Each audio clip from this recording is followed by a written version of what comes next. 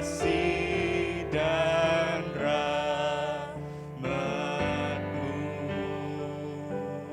selalu baru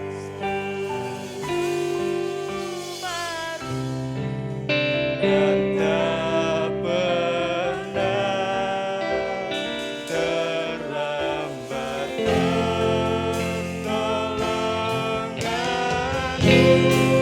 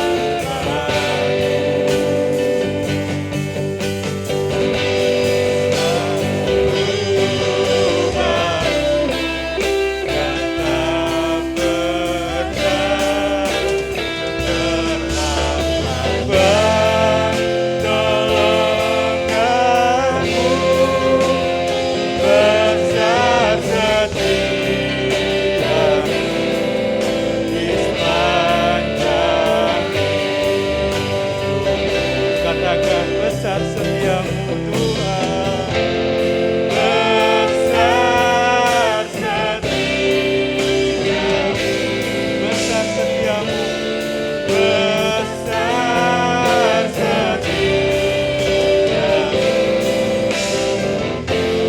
besar setiamu di sepanjang hidupku.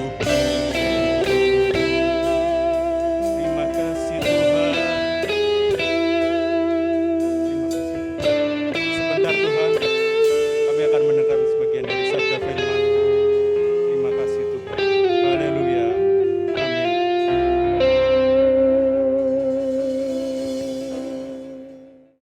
Salam jumpa saudaraku yang kasih Tuhan, puji nama Tuhan, kita berjumpa kembali dalam ibadah online kali ini. Dan kita mengucap syukur kepada Tuhan, kita semua diberkati Tuhan, kita semua disertai Tuhan dan dilindungi Tuhan, dan kita semua diberikan sukacita damai sejahtera Tuhan.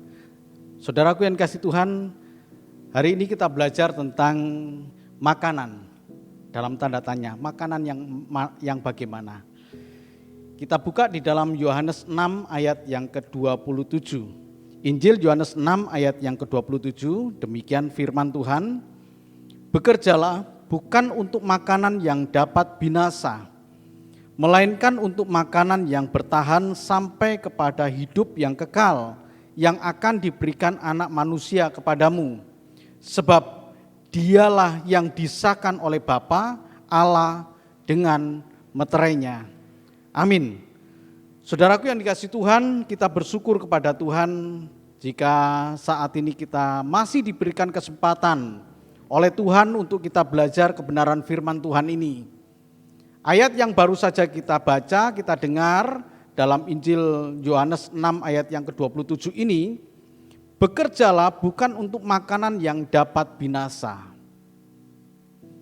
Perkataan ini atau ayat ini bisa menjadi satu ayat yang bisa disalahartikan, bahkan bisa dipakai ayat untuk menyerang kekristenan, bahwa Tuhan Yesus melarang kita untuk bekerja, melarang untuk bekerja bukan untuk makanan yang dapat binasa. Jadi Tuhan Yesus melarang supaya kita ini bekerja hanya untuk makanan yang dapat membawa kita kepada hidup yang kekal. Sementara melarang bekerja untuk makanan yang dapat binasa. Jadi makanan yang dapat binasa dalam ayat ini tentu yang dimaksud adalah roti dan ikan.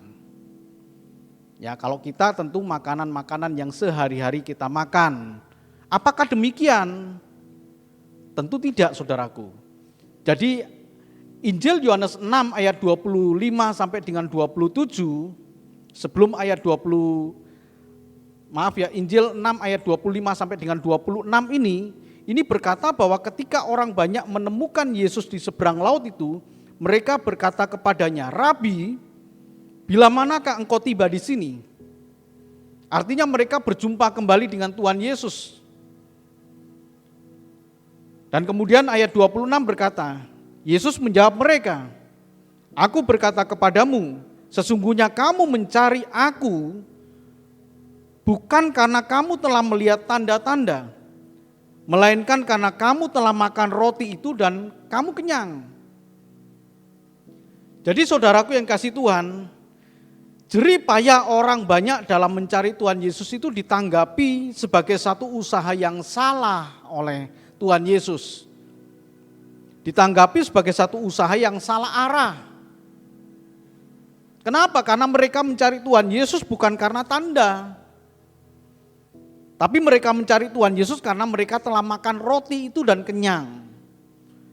Jadi inilah yang melatar belakangi ayat 27 sehingga Tuhan Yesus berkata, "Bekerjalah bukan untuk makanan yang dapat binasa, melainkan untuk makanan yang bertahan sampai kepada hidup yang kekal." Jadi kalau kita lihat di sini, Yohanes 6 ayat 25 sampai dengan seterusnya itu adalah ayat-ayat yang dilatar belakangi ketika mereka mengalami mukjizat Tuhan. Dalam Yohanes 6 ayat 1 sampai dengan 15, yaitu ketika Tuhan Yesus memberi makan 5.000 orang. Jadi ini latar belakangnya, mukjizat dan makanan. Ketika orang banyak berkumpul dan kemudian Tuhan Yesus menyuruh murid-muridnya untuk memberi mereka makan.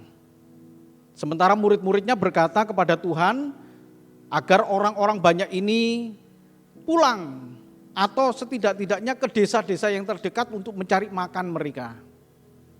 Dan kemudian Tuhan berkata, "Kamulah yang harus memberi makan mereka." Sementara di tempat itu mereka tidak punya makanan apa-apa. Nah, kemudian ada seorang anak yang membawa 5 roti dan 2 ikan. Jadi Andreas ayat yang ke-8 dari Yohanes 6 ini, kemudian Andreas berkata, "Tuhan, di sini ada seorang anak, tapi apalah artinya 5 roti dan 2 ikan itu?" Mukjizat yang dilakukan oleh Tuhan Yesus ketika mengubah 5 roti dan 2 ikan ini menjadi lebih dari 5.000 paket. Lebih ya, karena yang dihitung adalah 5.000 orang laki-laki. Tentu di situ ada anak-anak, ada perempuan-perempuan yang tidak terhitung. Jadi setidak-tidaknya minimal ada 5.000 paket makanan yang Tuhan Yesus sediakan. Dari mana? Dari 5 roti dan 2 ikan. Dan ketika selesai, maka murid-murid mengumpulkan makanan-makanan itu, potongan-potongan itu dan dikumpulkan. Ayat 12 berkata, jadi Yohanes 6 ayat 12, nah ini baik sekali ya, ayat 12, ternyata sisanya 12 bakul. Potongan-potongan itu dikumpulkan. Itu adalah mukjizat. Nah, mukjizat yang dilakukan oleh Tuhan Yesus itu sebagai tanda bahwa dia itu Mesias, sebagai tanda bahwa dia itu dari Allah. Karena konteksnya pada saat itu orang-orang banyak yang menolak Tuhan Yesus, yang meragukan Tuhan Yesus. Dia mengaku sebagai anak Allah. Dan beberapa kali usaha dari ahli-ahli Taurat dan orang-orang Farisi itu mencoba membunuh dia. Kenapa? Karena dia menyamakan dirinya dengan Allah. Orang-orang banyak itu tidak melihat mukjizat itu sebagai tanda Mesias.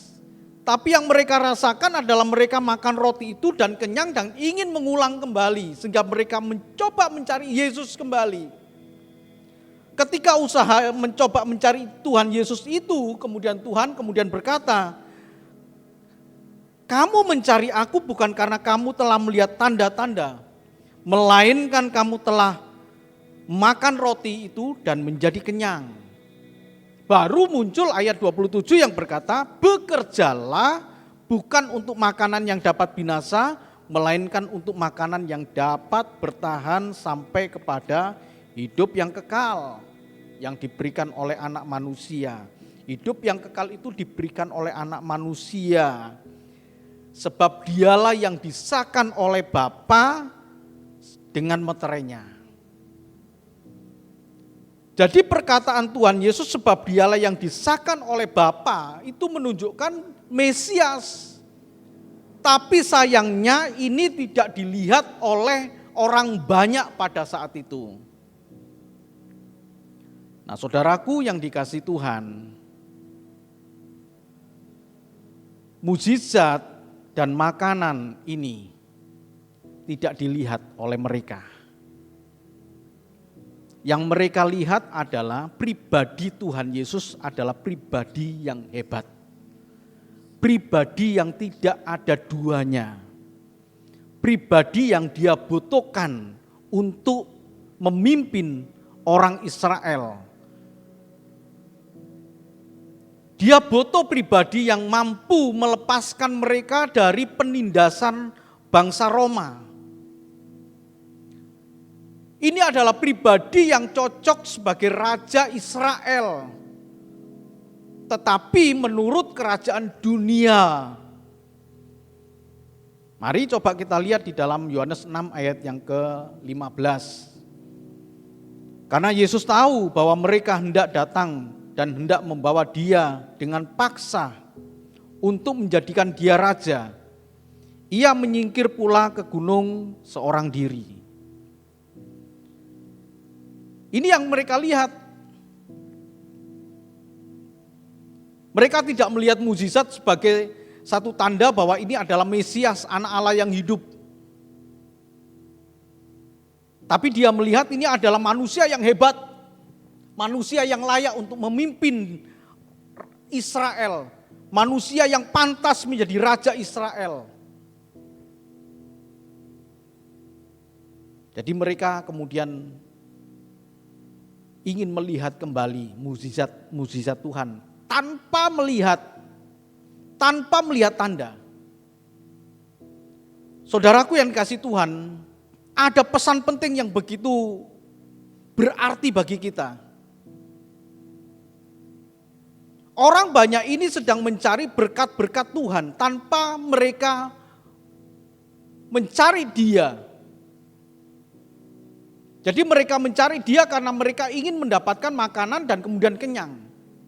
Mereka mencari Dia karena mereka ingin lepas dari penjajahan orang Romawi dan ingin menjadikan mereka Tuhan Yesus ini sebagai raja mereka. Pesan penting bagi kita. Apa yang kita cari? Apakah kita mencari berkat Tuhan ataukah kita mencari Dia yang menjadi sumber berkat itu? Karena begitu banyak orang-orang Kristen yang kalau kita bertanya ya, kenapa kamu berdoa? Kenapa kamu beribadah? Dan orang itu kemudian menjawab, karena saya ingin hidup diberkati Tuhan. Dia cari berkat. Bukan mencari Dia. Ini satu iman yang begitu konyol Bapak Ibu. Ingin menjadikan Tuhan sumber berkat itu menjadi alat kehidupan dia. Sama seperti orang banyak ini begitu melihat Tuhan Yesus orang yang hebat, yang berbeda dengan orang lain, maka dia ingin menjadikan dia raja. Tapi menurut raja dunia, raja Israel yang mampu melepaskan mereka dari penindasan, dari penjajahan, dari penderitaan yang dilakukan oleh orang-orang Romawi. Mereka ingin menjadikan Yesus semacam itu. Bukankah sama kita mencari Tuhan karena kita ingin diberkati? Saudaraku yang dikasihi Tuhan, kita punya Tuhan yang tidak pernah hutang kepada kita. Carilah Tuhan. Beribadalah kepada Tuhan. bukan karena supaya kita memperoleh berkat Tuhan. Kalau itu yang kita punya iman semacam itu, kita sama seperti orang-orang penyembah berhala. Mereka mencoba mencari Allah karena mereka punya maksud tersendiri. Allah tahu kok, kalau Bapak Ibu memerlukan apa yang Bapak Ibu perlukan. Cari Dia, bukan cari berkatnya. Ini pesan penting Bapak Ibu. Apa yang kita cari? Makanan apa yang kita cari ini? Makanan yang mengenyangkan kita, yang membawa kepada kebinasaan kan? Kan kita makan kemudian tidak bermanfaat apa-apa. Atau makanan yang membawa kepada hidup yang kekal.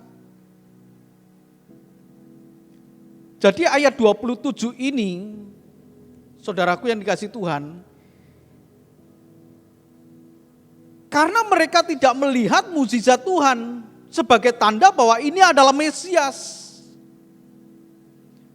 Sehingga konteks ayat ini berkata, bekerjalah bukan untuk makanan yang dapat binasa, melainkan untuk makanan yang bertahan sampai pada hidup yang kekal. Jadi bukan berarti Tuhan Yesus melarang kita untuk bekerja, sehingga dengan bekerja kita mendapatkan makanan jasmani kita. Bukan. Karena Tuhan Yesus pun juga berkata manusia hidup bukan dari roti saja. Artinya manusia hidup butuh roti, tetapi juga butuh firman. Dua-duanya butuh. Tapi untuk konteks ini mereka sama sekali tidak melihat. Mukjizat yang dilakukan oleh Tuhan Yesus itu adalah sebagai tanda bahwa Dia adalah Mesias. Jadi begini, makanan binasa yang dimaksudkan oleh Tuhan Yesus pada ayat 27 ini adalah makan yang membuat mereka kenyang. Dan itu lebih menarik daripada memikirkan hal-hal tanda-tanda yang sudah Tuhan Yesus perbuat. Bahwa Dia adalah yang disahkan oleh Bapa dengan meterainya. Jadi Bapak Ibu dan saudaraku yang dikasih Tuhan, kalau konsentrasi pikiran kita hanya tertuju kepada makanan yang membuat kita kenyang, tanpa memikirkan tanda-tanda, tanpa memikirkan pribadi yang membuat tanda itu, kita lihat di sini, kita sedang mencari makanan tanpa memikirkan tanda-tanda itu. Maka kita adalah bukti seteru dari salib Kristus. Jadi kalau konsentrasi kita kepada hal-hal yang bersifat yang fana, jadi makanan binasa ini mewakili semua hal-hal yang bersifat fana, tentang harta duniawi, kemewahan duniawi, dan itu menjadi fokus hidup kita. Maka sesungguhnya kita ini adalah seteru salib Kristus. Mari coba kita lihat dalam Filipi 3 ayat 18 sampai dengan yang ke-19. Saya bacakan Bapak Ibu Saudaraku yang kasih Tuhan. Ayat 18 sampai dengan ayat yang ke-19 ya. Karena seperti yang telah kerap kali kukatakan kepadamu dan yang kunyatakan pula sekarang sambil menangis. Banyak orang yang hidup sebagai seteru salib Kristus. Saya membaca ini Bapak Ibu merasakan kegentaran hati dari Rasul Paulus. Rasul Paulus itu seperti merasa begini, pelayanannya seperti sia-sia gitu loh. Ketika dia melihat ayat ini berkata dengan sangat jelas, banyak orang yang hidup sebagai seteru salib Kristus. Sehingga ketika dia menulis ini, surat ini sambil menangis.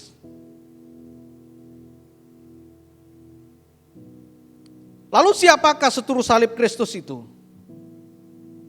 Ayat 19 berkata, kesudahan mereka ialah kebinasaan. Tuhan mereka ialah perut mereka. Kemuliaan mereka ialah aib mereka. Pikiran mereka semata-mata tertuju kepada perkara duniawi. Coba kita kembali ke kisah tadi. Bagaimana orang-orang itu datang, orang banyak itu datang kepada Yesus tentu dengan jerih payah. Tidak seperti sekarang Bapak Ibu, transportasi gampang. Mereka mencoba mencari Tuhan Yesus dengan jerih payah, tapi kemudian Tuhan Yesus menegur mereka, menanggapi usaha jerih payah mereka itu sebagai satu usaha yang salah arah. Karena mereka ingin menjadikan Tuhan Yesus itu adalah raja bagi mereka untuk melepaskan mereka dari penjajahan Romawi. Karena mereka sudah mengalami mukjizat Tuhan, yaitu makan roti dan kenyang. Sehingga menjadi satu alasan bagi Tuhan Yesus, kamu mencari aku karena kamu telah makan dan kenyang. Kamu tidak melihat tanda-tanda yang aku perbuat lewat mukjizat itu.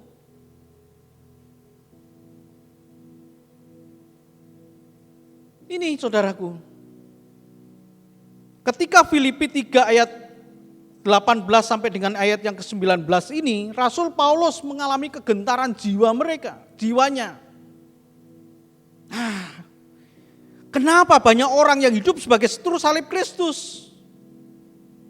Tapi Rasul Paulus tidak berhenti untuk menegur mereka karena memiliki kasih yang besar kepada orang-orang yang dilayani, termasuk jemaat di Filipi. Dia tuliskan ini sambil menangis. Banyak orang yang hidup sebagai seteru salib Kristus. Lalu kalau kita ringkas, orang-orang yang punya sebagai seteru salib Kristus, Tuhan mereka itu perut mereka. Yang mereka utamakan adalah makanan, perkara-perkara duniawi. Kemuliaan mereka itu aib mereka. Jadi aib itu kehidupan celah mereka, noda, kehidupan yang tidak benar. Itulah yang menjadi kebanggaan mereka. Dan itu yang disebut sebagai hidup dalam dosa. Tuhan mereka perut mereka. Kemuliaan mereka itu aib mereka. Pikirannya tertuju kepada perkara-perkara duniawi. Sama kan seperti mereka. Sama seperti orang-orang yang mencari Tuhan Yesus itu dalam Yohanes 6 tadi. Karena mereka sudah makan dan kenyang. Dan ingin melihat lagi kejadian-kejadian yang lebih istimewa lagi. Sehingga mereka kemudian ingin menjadikan dia adalah sebagai raja orang Israel yang melepaskan mereka menurut konsep pemikiran raja duniawi. Bapak, Ibu, dan saudaraku yang kasih Tuhan, tiap-tiap pribadi kita yang mendengarkan kebenaran firman Tuhan ini tentu bisa mengambil makna dari ayat-ayat dari pengertian firman Tuhan yang kita dengar pada saat ini. Bagaimana keterpikatan kita dengan dunia. Pada waktu kita ini fokus hanya kepada masalah-masalah makanan yang binasa, maka Tuhan berkata, bekerjalah bukan untuk makanan yang dapat binasa. Artinya Tuhan ingin mengalihkan pandangan mereka, pikiran yang salah itu kepada satu pengertian yang benar supaya mereka bekerja, mereka berusaha. Ya, mereka berusaha untuk mencari makanan yang membawa mereka kepada hidup yang kekal. Sebenarnya saudaraku yang kasih Tuhan, kisah di dalam Yohanes 6 yang tadi kita baca ayat 27, bekerjalah bukan untuk makanan yang dapat binasa, melainkan untuk makanan yang bertahan sampai kepada hidup yang kekal, yang akan diberikan oleh anak manusia kepadamu, sebab dialah yang disahkan oleh Bapa Allah dengan meterainya. Ini sebenarnya sama dengan tawaran makanan yang ada di dalam Yesaya 55 ayat 1 sampai dengan ayat yang keempat. Mari coba kita lihat dalam Yesaya. Yesaya 55 ayat yang ke-1 sampai dengan yang keempat, ya, demikian bunyi firman Tuhan.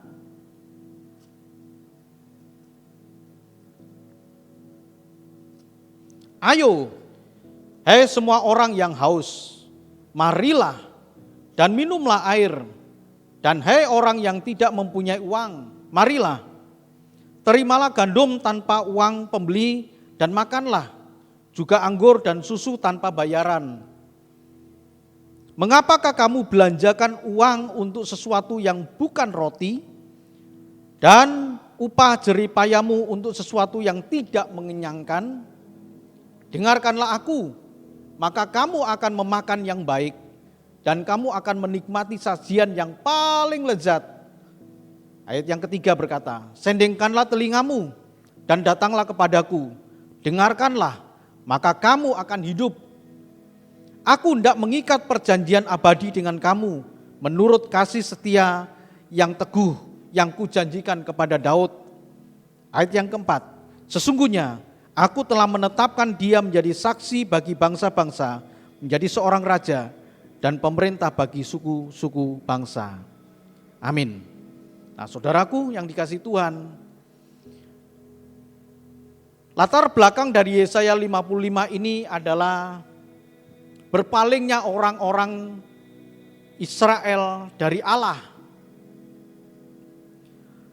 Mereka punya kesibukan tanpa peduli kepada Allah. Mereka sibuk mencari kesenangannya sendiri tanpa memedulikan Tuhan. Sehingga di dalam ayat yang ke-1 sampai dengan yang ke-4 ini, saudaraku, dari Yesaya 55 ini satu ajakan dari Tuhan. Ayo hai semua orang yang haus, marilah minum. Hai orang yang tidak mempunyai uang, marilah terimalah gandum. Ajakan Tuhan lewat Yesaya untuk mengajak mereka kembali kepada Allah, untuk mempedulikan Tuhan. Mereka sibuk mencari kesenangannya sendiri, upah jeripaya, dan mereka tidak mengenyangkan, artinya tidak membawa kepada yang hidup. Itu pesan di dalam Yesaya 55 kepada orang-orang yang tidak mempunyai fokus kepada Allah. Mereka lebih senang fokus kepada hal-hal yang bersifat duniawi. Sehingga coba ditarik kembali. Ayo ke sini kembali. Marilah, minumlah ini tanpa bayaran. Sementara mereka membelanjakan uangnya untuk sesuatu hal yang tidak mengenyangkan. Sesuatu hal yang bukan roti. Jadi di sini ada gandum, ada anggur, ya, ada susu. Gandum berbicara roti yang mengenyangkan begitu. Terimalah gandum tanpa uang pembeli dan makanlah. Jadi ini bukan secara hurufiah gandum, bukan secara hurufiah anggur begitu ya, bukan Bapak Ibu ya. Tapi ini perlambang bahwa itu adalah firman Allah yang mereka butuhkan. Kalau enggak mereka akan masuk ke dalam kesusahan besar itu. Kalau enggak mereka akan masuk ke dalam kesukaran hidup. Sama seperti orang-orang di dalam Yohanes 6 tadi, mereka mencari Tuhan Yesus. Sehingga Tuhan berkata di dalam ayat 27, bekerjalah bukan untuk makanan yang membawa binasa. Jadi kalau kita lihat ini makanan yang hidup ya. Dalam Yesaya 55 ayat 1 sampai dengan yang ke-6, itu sendengkanlah telinga. Datang dan dengarkan, maka kamu akan hidup. Tadi sudah kita baca. Sementara ayat yang ke-6 kemudian berkata, carilah Tuhan. Carilah Tuhan. Bukan cari berkat Tuhan. Carilah Tuhan. Sumber berkat itu yang harus kita cari, saudaraku. Makanya kita tidak bisa berkata, saya mencari Tuhan supaya saya diberkati. Yang lebih konyol lagi, saya beribadah karena saya ingin diberkati. Dua-duanya ini sama. Sama tidak benarnya. Kita mencari Tuhan karena kita ingin diberkati. Enggak, itu bukan Kristen. Kita cari Tuhan. Tapi kita percaya Bapak Ibu ya, bahwa Tuhan itu akan memenuhi segala keperluan menurut yang apa yang kita butuhkan, apa yang kita perlukan, bukan yang kita inginkan. Tapi Tuhan akan memenuhi apa yang kita perlukan menurut kekayaannya dan kerelaannya. Kita yakin itu. Kita cari Tuhan. Kita cari Tuhan. Di dalam ayat yang ke-6 dari Yesaya 55 ini berkata, carilah Tuhan selama ia berkenan ditemui. Berserulah kepadanya selama ia dekat. Ini ayat kan sebelum menjadi satu peringatan ketika mereka kemudian berpaling kepada Tuhan dan akibatnya adalah mereka dibuang oleh Tuhan 70 tahun lamanya ke Babel. Dan itu menjadi masa-masa yang begitu sukar. Sebab kita tahu pada tahun 586 sebelum Masehi itu betul-betul Yerusalem hancur, habis Bapak Ibu. Roboh, menjadi puing-puing. Bukan menjadi kota yang mulia. Dan itu menyusahkan hati. Carilah Tuhan selama ia berkenan ditemui.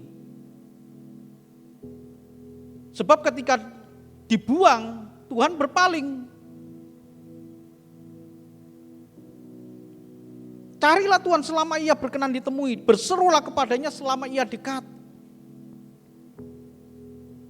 Jangan menunggu masa kesukaran itu terjadi karena kebodohan kita. Ini penting ini Bapak Ibu, ya. Makanan yang hidup. Jadi sendengkanlah telinga, datang kepada Tuhan. Di dalam ayat yang ketiga tadi dikatakan, sendengkanlah telingamu dan datanglah kepadaku, dengarkanlah, maka kamu akan hidup. Ini makanan Bapak Ibu. Makanan yang membawa kita kepada satu kehidupan yang kekal. Sementara orang-orang banyak di dalam Yohanes 6 tadi, mereka tidak melihat hal itu. Yang mereka tahu mereka sudah kenyang, sudah makan dan ingin menikmati lagi. Tapi Tuhan yang memberi berkat itu mereka coba cari. Mereka cari karena ingin makan dan kenyang. Bagaimana dengan kita Bapak Ibu? Apakah kita beribadah supaya kita diberkati Tuhan? Pasti Tuhan tidak akan hutang itu. Cuma itu bukan menjadi motivasi kita untuk itu bukan menjadi motivasi kita, itu bagian Tuhan.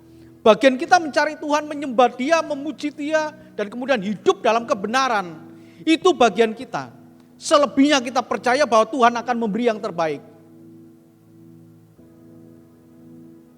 Bekerjalah untuk makanan yang kekal. Bekerja dalam bahasa aslinya itu ergasomai. Artinya berusaha, berbuat untuk makanan yang membawa kepada hidup yang kekal. Dalam ayat yang ke-27 tadi dikatakan, bekerjalah bukan untuk makanan. Artinya Tuhan tidak melarang kita untuk bekerja untuk makanan yang membawa binasa loh Bapak Ibu. Konteks pada saat itu mereka melupakan Tuhan. Sehingga Tuhan tegur supaya mereka berusaha. Bekerja itu ergasomai itu berusaha atau berbuat. Untuk makanan yang membawa kepada hidup. Kita percaya Bapak Ibu, Tuhan akan memenuhi kebutuhan-kebutuhan hidup kita. Tapi itu bukan menjadi motivasi kita loh. Bukan menjadi motivasi kita untuk berkat ini, bukannya. Jadi saya melayani supaya saya diberkati. Wah itu kok bodoh saya, betul-betul bodoh. Saya melayani Dia. saya melayani dia. Saya melayani dia begitu aja. Dan faktanya saya diberkati Tuhan. Nah itu. Ini yang harus kita cari. Inilah makanan yang membawa kepada hidup yang kekal. Kita kembali dalam Yohanes 6 tadi. Yohanes 6. Ayat yang ke-27. Pada bagian terakhir, saya tidak membaca lagi ya Bapak Ibu ya. Pada bagian terakhir tadi kan dikatakan bahwa dialah yang dimeteraikan oleh Allah. Yaitu percaya kepada anak manusia yang disahkan oleh Bapa dengan meterainya. Jadi percaya kepada anak manusia di sini adalah dialah makanan. Dialah makanan yang membawa kita kepada hidup yang kekal. Dialah roti. Jadi roti yang dimaksud di sini makanan yang membawa kepada hidup yang kekal itu ayat 51 berkata, itu adalah daging Tuhan kita. Ayat 51, akulah roti hidup yang telah turun dari surga. Jikalau seorang makan dari roti ini, ya, dari roti ini, ia akan hidup selama-lamanya. Roti yang kuberikan itu ialah dagingku yang kuberikan untuk hidup dunia. Ini perkataan keras ini. Ayat 52 kemudian berkata bahwa orang-orang Yahudi yang mendengar waktu itu bertengkar. Ini bagaimana sih kok makan daging dia? Karena mereka menerimanya dengan secara dangkal, begitu pikiran yang dangkal ya. Mengartikan secara hurufiah makan daging itu. Padahal kalau makan daging ya haram. Bagi orang Yahudi ini kan haram makan daging orang ini.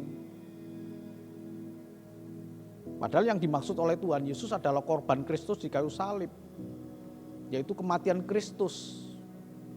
Itu adalah makanan yang menyelamatkan. Cari itu, percaya kepada Dia yang diutus oleh Bapa, yang dimesahkan dengan meterainya. Percayalah kepada Dia. Itu makanan yang membawa kepada kehidupan yang kekal. Bapak, Ibu dan saudaraku yang kasih Tuhan, saya yakin kita semua yang mengikuti ibadah ini adalah orang-orang yang percaya bahwa kita sudah ditebus oleh darah Kristus. Dia sudah mati di kayu salib. Itu kita percaya. Tetapi bukti kepercayaan kita kepada Dia bukan dengan kata-kata Bapak Ibu. Aku percaya bahwa Engkau Tuhan Allah, bukan dengan kata-kata, tapi dengan sikap hidup kita. Mudah kita untuk mengatakan bahwa kita percaya kepada Tuhan. Tetapi apakah itu bisa kita lakukan dalam kehidupan kita sehari-hari? Apakah kita yang percaya kepada Dia, artinya percaya juga kepada perkataan Dia? Apakah kita yang percaya kepada perkataan Dia adalah kita yang melakukan perkataan Dia? Itu adalah orang yang percaya kepada Dia. Kalau Dia berkata, kasihilah musuhmu, tentu kita mengasihi. Ampunilah saudaramu. Tuhan Yesus berkata, berapa kali kita mengampuni? Dan kemudian Petrus menjawab, 7 kali Tuhan. Bukan, tapi 70 kali 7. Kau harus mengampuni. Berapa itu 70 kali 70? 490. Apakah kita menghitung 490? Tentu tidak. Tapi yang dimaksud oleh Tuhan Yesus, pengampunan itu menjadi sudah mendarah daging kepada kita. Ketika ada orang salah kepada kita, ampuni dia, ampuni dia. Bukan melupakan kesalahannya ya. Ya, Tuhan menciptakan kita ini pikiran yang tidak mungkin saya lupa. Saudaraku yang kasih Tuhan, saya ingat 20 tahun yang lalu orang bersalah, saya masih ingat kok. Saya masih ingat. Mungkin ada di antara Bapak Ibu yang punya salah kepada saya pun juga masih ingat. Lalu pengampunan itu bagaimana? Ketika saya mengingat, ketika Bapak Ibu lewat orang yang bersalah kepada saya itu lewat di depan mata saya tidak muncul kemarahan, saya tidak muncul dendam, saya tidak muncul niat untuk membalas. Itu pengampunan. Jadi pengampunan adalah mengatur hati kita. Dan itu yang dimaksud dengan penguasaan diri. Apakah kita lupa? Enggak. Saya enggak lupa. Tapi saya bisa mengolah hati kita, hati saya ini. Ketika kita berhadapan dengan orang yang bersalah. Bahkan Tuhan Yesus berkata, doakanlah mereka. Apakah Bapak Ibu percaya kepada Dia? Ini adalah makanan yang membawa kepada hidup yang kekal. Jadi makanan yang membawa kepada hidup yang kekal itu percaya kepada anak manusia yang disahkan oleh Bapa dengan meterainya. Yaitu Dia yang sudah mati bagi kita. Jadi kalau kita percaya kepada Dia, bukanlah kita buktikan dengan ucapan, tapi kita buktikan dengan perbuatan-perbuatan seperti yang diucapkan oleh yang kita percaya, yaitu Tuhan kita Yesus Kristus. Dan itu adalah makanan. Itu adalah makanan yang membawa kepada kehidupan. Bukan seperti orang-orang yang ditegur oleh Tuhan Yesus, yang mencari Dia hanya untuk makan roti dan menjadi kenyang. Mari Bapak Ibu dan Saudaraku, kita menjadi orang percaya yang betul-betul benar di hadapan Tuhan. Tuhan memberkati. Amin.